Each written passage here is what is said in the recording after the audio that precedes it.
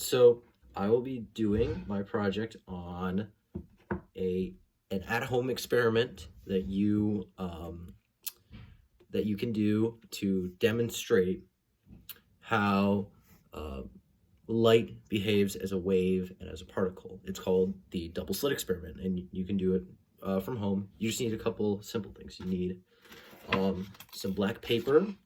You need some just general empty space. You need a laser, which I have right here, a little laser pointer, a little bit of wire, and some tape, some dark tape.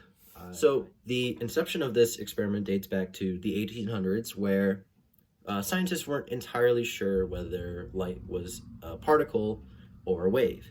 The idea that it was a particle was much more popular, and the idea that it was a wave was less popular, but it was more probable by the way physicists looked at it.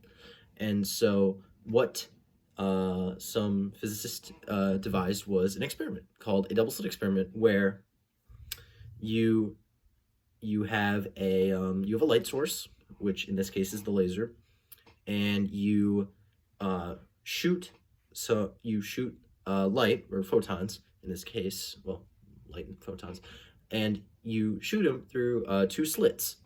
The slits in this case being created by the wire being taped right on top of the laser. And you would look at the pattern that would be made by the light when it would hit the wall after going through the two slits.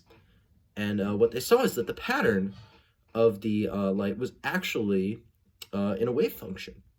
So it was devised that a electromagnetic radiation behaves both as a light and as a particle, because it existed as a particle when they fired it through the from the photon emitter, whatever it was, and when it hit the wall, it behaved as a wave. So now to actually do this experiment, it's very, very simple. All you have to do is you have to take your laser, and all you're going to do is you're going to put your wire right in front of where the laser comes out. In this case, it's this part right here.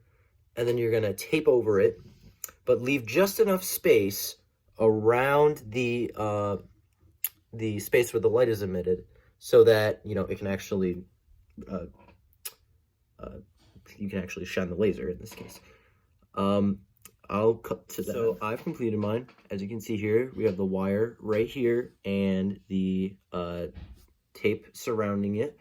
So the idea of the tape is to obviously keep the wiring in place, but it is also to limit where we actually want our light to go. Now, this is a very focused beam of light, since it is, of course, a laser, but this really limits the general spread of the laser. So it only really goes in this one focused area, so we get the maximum concentration of light that we can, so we can analyze, so we can make a better picture, essentially.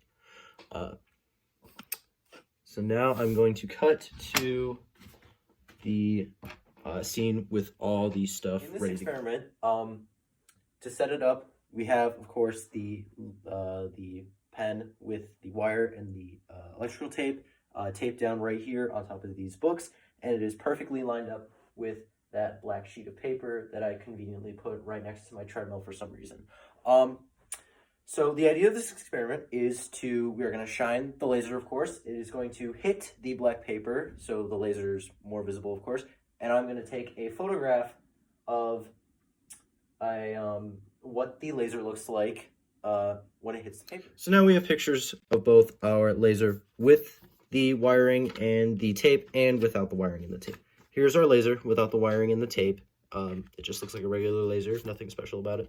And this is what our laser with the wiring and the tape looks like. As you can see, there's a very distinct pattern that is formed when we take a picture of it.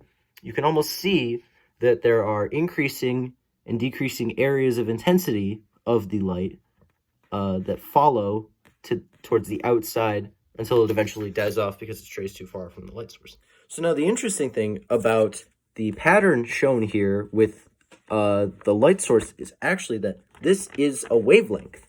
The areas of increasing and decreasing intensity are the crests, which is the top of the wave, and the troughs, which is the bottom of the wave. So you actually can form a wave function just by looking at this. So that's all well and good, but what does it mean? Basically what we've shown is that light behaves as a wave and as a particle. This is actually known as wave-particle duality, and it was proposed by Einstein back in the 1900s. We've shown that light behaves as a particle because we shot photons out of our laser pointer.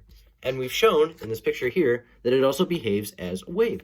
Because of the areas of increasing and decreasing brightness, we are given a wave function.